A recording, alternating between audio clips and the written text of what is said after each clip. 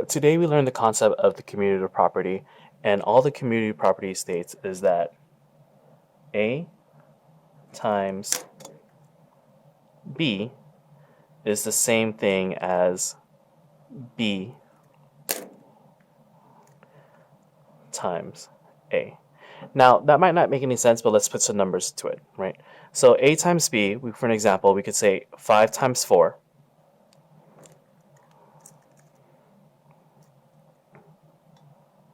is going to be the same exact answer as 4 times 5. They both equal 20.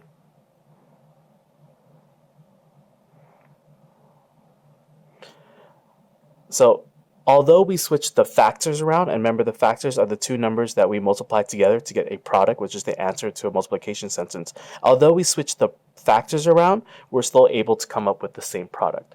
Now, the way this works out in third grade is that we usually do arrays. So let me show you a quick array.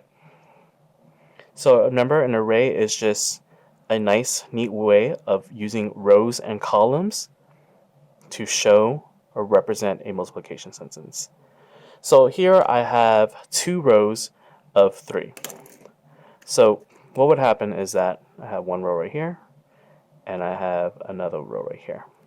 So in order to use this as a multiplication sentence, I would have 2 groups. So this first factor is always how many groups, and then my second factor is how many in each group. So in one group, I have 1, 2, 3. So that equals 6. Now sometimes you might have an array that looks like this.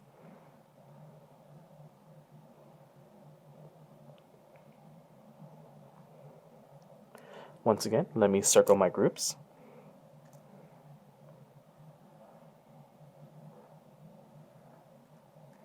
So in this array, I have 1, 2, 3 groups,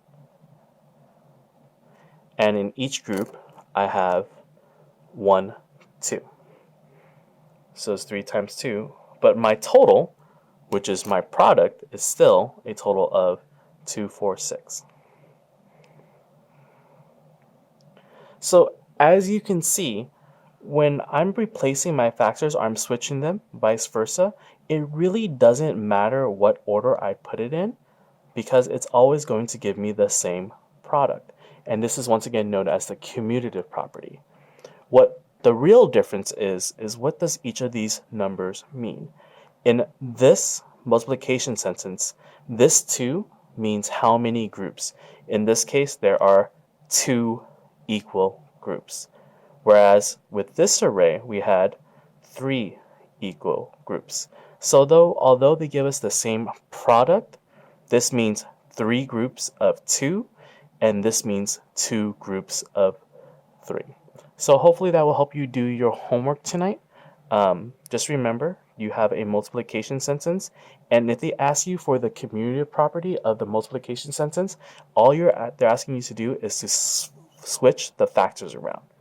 Okay, it's just one more quick thing. So for an example, if you had 4 times 8, which gives you 32, if they ask you for the commutative property, all you would do is you would switch the factors around, and instead you would have 8 times 4, and the product is still 32. So once again, in the commutative property, you just switch the factors around and the product stays the same. Hopefully this helps you do your math homework tonight. Have a wonderful evening.